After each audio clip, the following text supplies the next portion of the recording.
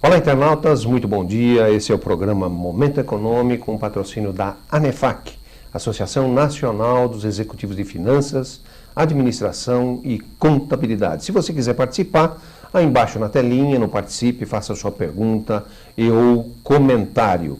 Hoje vamos falar de um tema muito importante, como tomar decisões, a qualidade das decisões no mundo, de maneira geral, das nossas empresas, organizações. Essa qualidade da decisão muitas vezes deixa a desejar e a decisão mal feita, mal tomada, tem consequências. Mas antes vamos à agenda da semana da economia. O índice Bovespa fechou com 53.749 pontos na semana passada e o dólar também fechou na sexta-feira a 3,1021. Provavelmente os dois índices vão sofrer uma boa variação ou instabilidade essa semana por alguns fatores que comento agora. Semana promete ser agitada aqui no Brasil, principalmente em função das investigações na Operação Lava Jato, podendo ter reflexos políticos. Com relação ao mercado internacional, a semana também promete ficar um pouco agitada em função da Grécia. Aparentemente, as notícias de hoje são que vai se chegar a um bom termo, pelo menos até quando, não sei. Mas, de qualquer forma, isso deverá, talvez, acalmar por alguns meses ou algumas semanas. As tensões no Congresso Nacional, particularmente sobre a votação da desoneração da folha de pagamento, um dos últimos pontos dos ajustes propostos pelo Joaquim Levy. Também no fronte externo sairão dados da indústria dos Estados Unidos e da China. Pesquisa Focus acabou de sair, os dados são os seguintes: inflação 2015, semana passada estava projetada a 8,79%, agora 8,97%, praticamente 9% para o ano de 2015. Com relação ao PIB 2015, a semana passada a projeção era negativa 1,35%, agora 1,45%. Selic fechamento 2015 subiu um pouquinho, semana passada 14%, agora 14,25%. Balança comercial 2015, semana passada a previsão positiva 3 bilhões de dólares, agora 3 bilhões e 100 milhões de dólares. Investimentos estrangeiros 2015, semana passada previsão de entrada 67 bilhões de dólares, agora 66,5 bilhões de dólares. Com relação ao câmbio, fechamento 2015, o número permanece o mesmo, R$ 3,20 por dólar. Já em 2016, o número era 3,30, previsão fechamento 2016, agora 3,40. Nós temos dois quadros que eu pediria para a técnica colocar no ar. Caro internauta, esse material vai ficar gravado e depois vai ser publicado no site da UOL. Então você poderá olhar os detalhes porque está cheio de detalhes. Mas de qualquer forma, resumindo, a variação em cima nesse quadro é a variação da inflação em 12 meses, começando em janeiro de 2014. Era 5,59%, agora está 8,47% em maio, sendo que o 4,5% é o centro da meta. Praticamente nós estamos 100% fora do centro da meta. Nesse mesmo quadro, na parte de baixo, mostra os pesos da inflação no mês de maio, no 0,74% que aconteceu de maio em relação a abril. O grande peso aí é a alimentação, com 0,34 pontos percentuais. A energia também influenciou bastante nessa inflação de 0,74%. O outro quadro, que eu pediria para a técnica colocar, as influências da situação atual ou na situação atual da economia com relação à venda mensal no varejo, sempre relacionado ao mês anterior. No mês de janeiro de 2014, em cima, à esquerda, nós tínhamos uma variação positiva de 6,4%. Esse número vem caindo consistentemente. Hoje nós estamos aí na direita, negativo em 3,5%.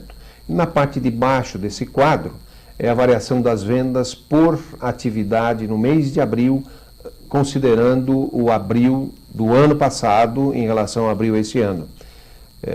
Nós vemos aí que veículos e motos, nós estamos com uma performance de vendas da ordem de 19,5% negativa em relação ao mesmo período do ano passado. Móveis e eletrodomésticos, 16%, livros e jornais, 9,1% e os demais informes. O chama-atenção dessa semana aqui é só no Brasil o mercado de capitais não está andando. São dados da revista Exame, da semana passada, e com suporte de informações da consultoria Dealog. A paradeira no mercado de ações está virando exclusividade do Brasil, pelo menos é o que mostra essa pesquisa. O volume de abertura de capital do mundo já soma 64,5 bilhões de dólares agora em 2015. São 477 operações, segundo a consultoria que eu mencionei. O mercado chinês é quem puxa a fila, até agora são 14,4 bilhões de dólares de novas emissões de ações. O quadro brasileiro realmente não anima. Nós temos aí o problema de juros altos, crescimento econômico negativo, enfim, as coisas estão relativamente mal paradas. Captação em bilhões de dólares no ano de 2015, até o momento a China é o que se destaca, 14,4 bilhões, Estados Unidos 12,9, Espanha 8,4, Reino Unido 6 bilhões e Brasil, até o momento, infelizmente, nenhuma captação. As maiores ofertas aconteceram na Espanha, na empresa Aena, que é de aeroportos, 4,8 bilhões de dólares. A Sunrise, da Suíça, 2,5 bilhões de dólares, é de telefonia. A Cellnex Telecom, da Espanha, com 2,4 bilhões de dólares, é da área de telefonia. E Auto Trader, do Reino Unido, 2,4 bilhões de dólares, é comércio eletrônico. Caro internauta, ou nós conseguimos ter mais confiança na economia, em especial nas instituições, ou vamos continuar caminhando de lado ou talvez regredindo, infelizmente. Querido internauta, nós estamos hoje aqui conversando com a Ana Maria Ru Valentini Coelho César. Ela tem pós-doutorado pelo Laboratório de Neuromodulação de Harvard. Ela tem doutorado e mestrado em administração pela FEA-USP, é psicóloga e pesquisadora, professora do Mackenzie e da ECA-USP. Ana Maria, muito bom dia. Bom dia. Os números aí que eu andei falando assustam um pouco. Na verdade a gente acompanha um pouco esse mercado, mas assusta sim, porque não são nada favoráveis, né? A gente fica imaginando o que vai acontecer com esse país, principalmente com as classes trabalhadoras, né, e os empresários, né? É verdade. Os executivos, as indústrias e empresas de modo geral, né? É verdade. Ana Maria, nós precisamos entender primeiro o que é neurociência. Então, neurociência, ela é um conjunto de ciências, na verdade. São todas as ciências que você usa para estudar o cérebro em si. E a gente chama aqui no Brasil cérebro, mas na verdade é cérebro, cerebelo e outras estruturas, né? E o sistema nervoso. Então, é como acontece esse cérebro, como eles funcionam, essas estruturas, né? E isso eu posso estudar no nível desde da parte de substâncias que acontecem dentro do cérebro até macroáreas e comportamentos. Então, na verdade, é o estudo do sistema nervoso central e periférico, né? E de que forma a gente pode explicar, Ana Maria, o uso no dia a dia do profissional e nas organizações desta teoria? Então, é interessante porque na área das organizações a gente há muitos anos estuda o comportamento de decisão dos mais econômicos, né? Quer dizer, como as pessoas fazem para decidir sobre aspectos do seu dia a dia ou aspectos das organizações em si, né? E quando a neurociência começou a se desenvolver em termos de ferramentas de análise, nos últimos 15 anos, pode-se dizer talvez, dando um marco, né? A gente começou, a neurociência conseguiu captar o que acontece no cérebro em tempo real. Quer dizer, o que é um cérebro pensando? E os economistas tinham grandes problemas ligados à área de problemas mesmo de decisão. O que acontece quando uma pessoa decide, qual é o comportamento dela. Então, a união dessas duas coisas possibilitou que a gente pudesse ver uma pessoa tomando decisão econômica no momento em que ela decide, o que acontece no cérebro dela. E o efeito disso para as organizações é uma tentativa de compreensão melhor do processo, principalmente de aspectos não racionais, entre aspas, como, por exemplo, aspectos afetivos e aspectos biológicos mesmo, interferindo na decisão, e como isso pode se transformar num modelo a ser seguido, quer dizer, como a gente pode melhorar a decisão entendendo melhor como a pessoa capta uma informação, como a pessoa processa, como essa informação entra no cérebro do sujeito, como ela é processada, qual é o caminho que ela segue, quais são os desvios possíveis. E a partir daí a gente consegue entender como isso acontece no dia a dia também. E uma das suas linhas de pesquisa, Ana Maria, são os modelos de tomada de decisão aplicados à contabilidade gerencial com orientação estratégica. Como é que isso se processa? Você pode comentar um pouco? Posso. Orientação estratégica, porque o foco nosso é em busca de melhores resultados, né? Então, quando a gente fala em modelos de orientação, a gente está tentando entender a influência da estratégia organizacional sobre aquele sujeito que decide e se isso vai ter um resultado no desempenho final da organização. A gente está com estudos em andamento, tentando entender isso.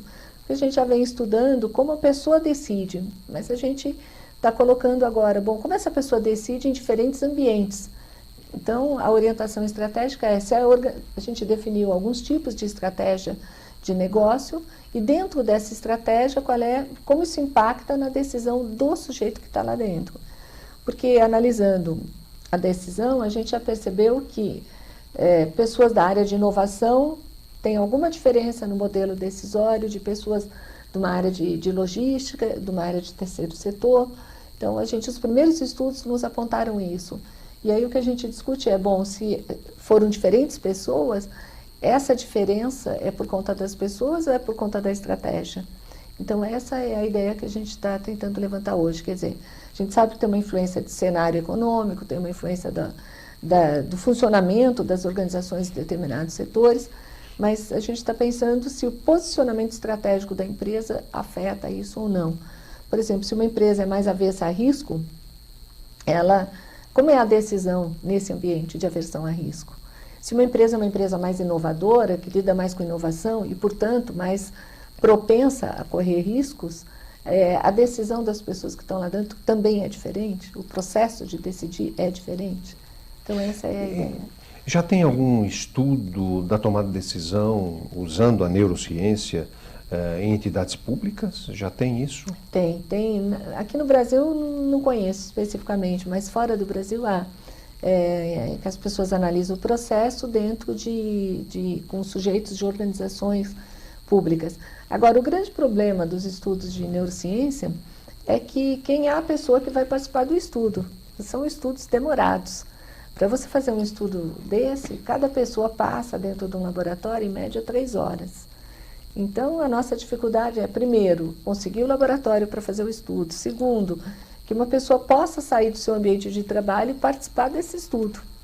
Então, isso acaba levando que as pessoas que participam dos estudos são muito estudantes das áreas de negócios, né, de modo geral. E aí a gente tem pessoas das mais variadas áreas, né?